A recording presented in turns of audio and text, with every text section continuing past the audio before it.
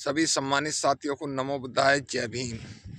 साथियों, सबसे पहले अधिकार दिवस की आप समस्त देशवासियों को, समस्त हमारे मिलने वालों को, समस्त समाज को, समस्त देश के सिपाहियों को, समस्त देश की सैनिकों को, जितनी भी समस्त भारत के अंदर फोर्स हैं, सभी को हमारी तरफ से हार्दिक हार्दिक शुभकामना और सभी को हमारी तरफ से जय भीम। साथियों, आज पूरा देश आज़ादी मना रहा है, खुशी मना रहा है और मनानी भी है। ये आज़ादी बड़े संघर्षों के बाद हमें मिली है, क्योंकि 76 वर्ष आज़ादी को हो चुके हैं और देश बड़ी खुशी के साथ आज समस्त देशवासी गणतंत्र दिवस पर सभी एक दूसरे को हार्दिक शुभकामना भी दे रहे हैं और सभी लोग जयंती मना रहे हैं। उसके लिए समस्त देशवासियों को हमारी तरफ से कोटि कोटि जय भीम, नमो बुद्धाय, जय संविधान। विषय है भारत देश आज़ाद हुआ और देश आज़ाद होने से पहले गुलाम था तो किसका गुलाम था। साथियों, 26 जनवरी 1949 को जो हमारा देश है वो रात के 12 बजे से संविधान लागू हुआ। 26 जनवरी 1950 को संपूर्ण भारत में गणतंत्र दिवस की स्थापना हो गई और समस्त देशवासी आज़ाद हो गए। आज़ाद हम किस चीज़ से हुए? आज़ाद हम जो हुए उसके विषय में भी एक बहुत बड़ा इतिहास है भारत का कि आज़ाद तो हुए लेकिन गुलाम किसके थे। जब देश के अंदर हमारी आज़ादी अंग्रेज़ों से हुई तो उससे टाइम जो देश था वो अंग्रेज़ों का गुलाम था। आप समस्त देशवासी जानते हैं, पढ़े लिखे लोग जानते हैं। उससे पहले 800 साल मुस्लिमों का शासन रहा इस देश के अंदर। उससे पहले जो हमारे देश के अंदर मनवादी लोगों का शासन रहा इस देश के अंदर। फिर उससे पहले भगवान बुद्ध का शासन रहा जो 500 वर्ष चला। तो इतना इतिहास तो भारत बताता है, भारत का इतिहास बताता है। लेकिन हम गुलाम किसके थे? हमें जो लोग कहते हैं कि देश की आज़ादी होगी, क्या हमारे देश की आज़ादी है ये? क्या एक गरीब आदमी को ईमानदारी से न्याय मिल पा रहा है? क्या सरकारी ऑफिसर ईमानदारी से देश के अंदर काम कर रहे हैं? क्या समस्त नेता इस देश के अंदर ईमानदारी से काम कर रहे हैं? क्या इस देश के अंदर जो एक आम नागरिक है जिसका देश के प्रति कर्तव्य होना चाहिए, देश की सुरक्षा के लिए, देश की संपत्ति के लिए, क्या वो आज़ादी से देश को सहयोग कर रहा है? नहीं कर रहा। क्योंकि किसी भी देश की तरक्की तभी होती है जब उस देश का व्यक्ति खुशहाल होता है। अगर देश के व्यक्ति के अंदर देश भावना नहीं है तो वो देश तरक्की नहीं कर सकता। आज पूरे देश के अंदर आए दिन चुनाव होते रहते हैं, एक दूसरे पर टिप्पणी करते हैं। वर्तमान में दिल्ली में भी चुनाव चल रहा है, एक दूसरे पर कमेंट कर रहे हैं, गंदी गंदी कमेंट कर रहे हैं। क्या यही आज़ादी है? देश के अंदर गरीब, शोषित, वंचित, दबे कुचले लोगों को इंसाफ मिलने में कई कई वर्ष लग जाते हैं। क्या यही आज़ादी है? इससे बेहतर तो अंग्रेज़ों की आज़ादी थी, जिन्होंने बहुत कुछ इस देश को दिया। नहरें इस देश को दी, बिजली इस देश को दी, टेलीफोन इस देश को दिया, टीवी इस देश को दिया। और जितना भी विकास अंग्रेज़ों ने इस देश के अंदर करा, किसी भी सरकार ने नहीं करा। जब मुस्लिमों का शासन था तो उन्होंने देश के अंदर मस्जिदें खड़ी कर दी दमादम। उससे पहले मंदिरों का निर्माण हुआ दमादम। उससे पहले भगवान बुद्ध के जाने के बाद जगह जगह बुद्ध विहारों का निर्माण हुआ, जिसके अंदर किसी भी जाति, किसी भी धर्म, किसी भी व्यक्ति के लिए पक्षपात नहीं होती है। लेकिन जैसे जैसे इनकी सत्ता हुई, इन्होंने अपनी हुकूमत ठोकनी शुरू कर दी, लोगों को गुलाम बनाना शुरू कर दिया। इसीलिए इस देश के अंदर जब अंग्रेज आए तो हमारे देश के अंदर गरीब, शोषित, वंचित, दलित सभी लोगों को अधिकार मिले शुरू हुए और आज़ादी की क्रांति की लड़ाई शुरू हुई।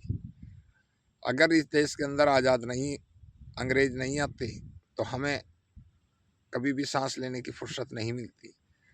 भारत के अंदर बहुत सारे विद्वान पैदा हुए, सभी लोगों ने लड़ाई लड़ी। गुरु गोविंद जी ने भी लड़ाई लड़ी और उसके पहले भी लोगों ने लड़ाई लड़ी। रविदास ने भी लड़ाई लड़ी, कबीरदास ने भी लड़ाई। लेकिन कोई भी व्यक्ति कोई भी महापुरुष हमें अधिकार नहीं दिला सका। सरदारों ने लड़ाई लड़ी तो अपने धर्म के लिए लड़ाई लड़ी। गरीबों की आवाज़ उठाने के लिए किसी ने तलवार, किसी ने तोप, किसी ने बंदूक नहीं उठाई। ये बड़े अफसोस की बात है कि इस देश के अंदर इंसान से ज़्यादा कीमत पशुओं की हो चुकी है और धर्म के लिए लोग आज भी मार काट करने को तैयार हैं। लेकिन भारतीय संविधान क्या कहता है कि गीता से हिंदू चले, कुरान से मुसलमान, बाइबल से सरदार चले, बाइबल से गुरु ग्रंथ से सरदार चले और बाइबल से चलता क्रिश्चियन। लेकिन 26 जनवरी 1950 को जब इस देश का संविधान हुआ तो सभी ने कहा कि अब ये देश संविधान से चलेगा। सभी के धर्म सभी की अपने अपने लिए प्यारे हो सकते हैं, लेकिन एक धर्म का व्यक्ति दूसरे धर्म को कभी लाभ नहीं पहुंचाएगा। हमेशा उसके अंदर घृणा रहेगी और घृणा रहती भी है। लोग क्या कहते हैं, नारा देते हैं कि मजहब नहीं सिखाता आपस में बैर करना। दुनिया के अंदर जितनी भी लड़ाई हैं वो केवल मजहब की हैं। मानवता की लड़ाई कोई नहीं लड़ रहा, इंसाफ की लड़ाई कोई नहीं लड़ रहा। कोई भी पार्टी मानवता के लिए काम करने को तैयार नहीं है। वो पार्टी खराब है, मैं अच्छा हूँ, ये पार्टी खराब है, मैं अच्छा हूँ, ये पार्टी खराब है, मैं अच्छा हूँ। यही टिप्पणी सब लोगों की चल रही है एक दूसरे के ऊपर।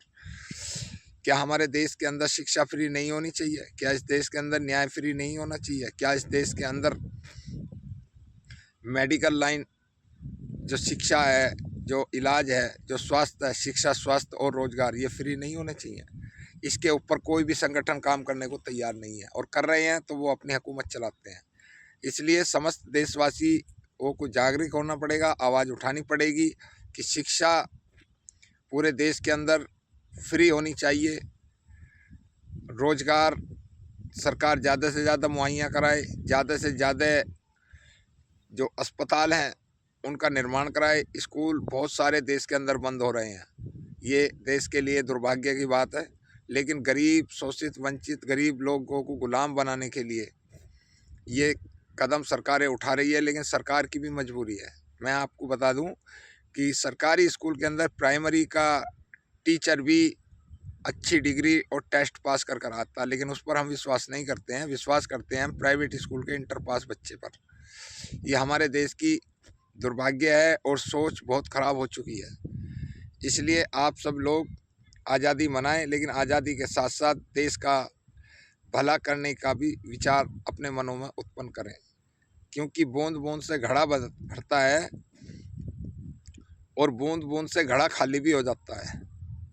तो इस देश में शोषितों की, वंचितों की, गरीबों की, दलितों की, सबके अधिकार की लड़ाई लड़ने वाले परम पूज्य बाबा साहब डॉक्टर अम्बेडकर जब 25 जनवरी 1949 को संविधान लागू होने से ठीक एक दिन पहले नानक चंद रत्तू से बात कर रहे थे रात के ठीक 11 बजे, तो बाबा साहब प्योन बजा रहे थे और नानक चंद रत्तू जी ने कहा कि बाबा साहब, आपको मैंने अपने जीवन में कभी इतना खुश नहीं देखा जितने खुश आप आज नज़र आ रहे हैं। तो बाबा साहब डॉक्टर अम्बेडकर कहते हैं कि रत्तू, अगर इस देश के अंदर पहले नंबर तो ये सत्य नहीं है, लेकिन अगर सत्य भी मान लूँ तो रामायण अगर लिखी तो वाल्मीकि ने, वो भी शूद्र था। अगर महाभारत हुई नहीं, अगर हुई, इसको भी मैं सत्य मान लूँ, तो उसकी भी रचना लिखी ऋग्वेद। महाभारत में जो वो था उसका रचनाकार, उसका नाम मैं भूल रहा हूँ, वो भी शूद्र था। और अगर आज भारत का संविधान लिखने का गौरव प्राप्त हुआ तो मैं भी शूद्र हूँ। इस देश के अंदर अगर हमें जो भी लड़ाई, जो भी अधिकार आज मिले हैं, वो परम पूज्य बाबा साहब डॉक्टर अम्बेडकर की बदौलत मिले हैं, भारतीय संविधान की बदौलत मिले हैं। हमारे लिए, देश के लिए 26 जनवरी इस टाइटल को ख़त्म करा जाए, ये अधिकार दिवस है। समस्त गरीब परिवारों को, समस्त अमीरों को, राजा को, रंक को बाबा साहब डॉक्टर अम्बेडकर कहते हैं कि जैसे ही आज मैंने इस देश की समस्त रानियों का, बेगमों का, बादशाहों का, इन सब का ऐसा ऑपरेशन कर दिया कि आज के बाद किसी भी रानी की कोख से कोई राजा पैदा नहीं होगा।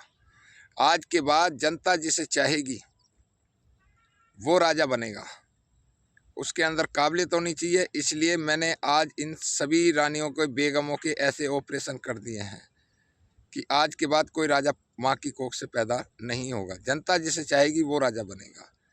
तो आप सभी लोगों से मेरा संविधान दिवस पर देवेंद्र गौतम सम्मान एक अधिकार की तरफ से समस्त दर्शकों से, समस्त लोगों से ये कहना है कि बहुत सारी देश के अंदर आज 76वां गणतंत्र दिवस हमारा देश मना रहा है। इसके लिए तो कोटि कोटि धन्यवाद है ही, लेकिन आप सब लोगों को देश के विषय में, समाज के विषय में विचार करना चाहिए।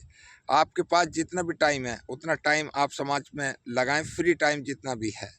गलत कामों से बचें, गलत टिप्पणी से बचें। सोशल मीडिया का ज़माना है, कोई काम ऐसा ना करें जो देश के खिलाफ, संविधान के खिलाफ या किसी की भावनाओं के खिलाफ हो। आप सब लोग आज़ादी मनाइए, खुशी खुशी आज़ादी मनाइए, कोई माई का लाल रोक नहीं सकता। अपने अधिकार दिवस पर अपने अधिकारों की लड़ाई लड़िए, अपने अधिकारों को जागरूक करिए और महापुरुषों के विचारों को घर घर पहुँचाइए, ताकि गरीब से गरीब, कमज़ोर से कमज़ोर और ताकतवर से ताकतवर हर आदमी को न्याय फ्री मिले। इस देश के अंदर एक सबसे बड़ी विडंबना ये है कि अगर आप विदेशों का संविधान ठाकर देखते हैं या वहाँ के वकीलों की जो वकालत करते हैं वकील पूरी दुनिया के अंदर, उनका जो लाइसेंस होता है वो इसलिए होता है कि वो गरीब अमीर ना देखकर ईमानदारी का केस लड़ेंगे सरकार से। लेकिन हमारे देश के अंदर ऐसा कुछ भी नहीं है। वकील एक झूठे केस के लिए सालों लगा देते हैं ताकि उनका रोजी रोटी चले। तो वकीलों पर भी जो है ना, कोई शिकंजा ऐसा कानून होना चाहिए कि जिससे इस देश के अंदर कोई भी व्यक्ति, कोई भी वकील किसी का गलत केस, झूठे केस को सच्चा बनाने की कोशिश ना करे। अगर करे तो उसका लाइसेंस रद्द होना चाहिए। और समस्त जो सरकारें हैं वो भी जो इस तरीके की पॉलिसी बनाए कि हर गरीब को ज़्यादा से ज़्यादा ताकतवर बनने का, ईमानदार बनने का और मेहनती बनने का उनमें प्रोत्साहित करें, उनका हौसला बढ़ाएं। कोई भी बच्चा शिक्षा से वंचित नहीं रहना चाहिए। कोई भी बच्चा, चाहे लड़की हो चाहे लड़का हो, किसी भी समाज का हो, किसी भी धर्म का हो, शिक्षा वो शेरनी का दूध है, जो पिएगा वही धड़ेगा। तो हमें ज़्यादा से ज़्यादा शिक्षा पे काम करना, स्वास्थ्य पे काम करना, रोजगार पर, और जितना हो सके नशे पानी से बचने की कृपा करें। बाकी आपका जीवन है, जैसा भी आप जिएंगे वो तो आप ही लोगों को, क्योंकि भगवान बुद्ध का उपदेश है कि अतिथि भव, और जो बोओगे वही काटोगे। मेरे पीछे मेरी गेहूं की फसल खड़ी हुई है। अब इसके अंदर कोई धर्म का, धर्म गुरु, कोई माई का लाल ऐसा है जो इसके अंदर से जो है धान बना दे इसका, या प्राकृतिक नियम को बदल दे। तो धर्म नहीं, आज की डेट में धंधा चल रहा है, और इसीलिए लोग जो है धंधे में अंधे हो रहे हैं। धर्म की लड़ाई पर दमादम मार काट करने को तैयार हैं। ज्ञान किसी चीज़ का ना हो, लेकिन लड़ाई हम बहुत जल्दी करके लड़ेंगे। इसलिए सब इस जो भी साथी हमारे हैं वो सब्सक्राइब भी ज़रूर कर दें इस चैनल को, और लाइक शेयर कमेंट ज़रूर करेंगे, ताकि उससे ये पता चले कि हम लोग क्या गलती कर रहे हैं, क्या नहीं कर रहे हैं। लेकिन इस देश में मैं एक बात और बताऊंगा कि 26 जनवरी 1950 से पहले हमारे देश के अंदर, हमारे समाज के अंदर, मैं अपने समाज की बात कर रहा हूँ, किसी और की नहीं कर रहा हूँ, एक डॉक्टर, एक मास्टर, एक वकील, एक इंजीनियर, एक साइंटिस्ट, या और जो भी अच्छी पोस्ट है, जो भी गवर्नमेंट जॉब पा रहे हैं, वो इस संविधान और परम पूज्य बाबा साहब डॉक्टर अम्बेडकर की देन है। तो समस्त समाज के व्यक्तियों से भी मेरा ये निवेदन है कि जितना भी टाइम आपके पास हो उतना महापुरुषों को पढ़ें, और पढ़ के समाज को जागृत करें, उनके अंदर अच्छे विचार पैदा करें। ये देश किसी के बाप का नहीं है, ये देश आपका है। आपको इसकी लड़ाई लड़नी है, इसके ऊपर सत्ता हासिल करनी है, चाहे किसी भी कीमत पर करनी हो। बहुत सारे लोग इस देश के अंदर पैदा हुए जिन्होंने गुलामों को गुलाम बनाकर बादशाह बने, लेकिन बाबा साहब डॉक्टर अम्बेडकर पहले बादशाहों के बादशाह बने जिन्होंने गुलामों के भी गुलामों को इंसान बनाकर बादशाह बने। तो बाबा साहब की शक्ति अपार शक्ति है, उसका कोई तोड़ नहीं है।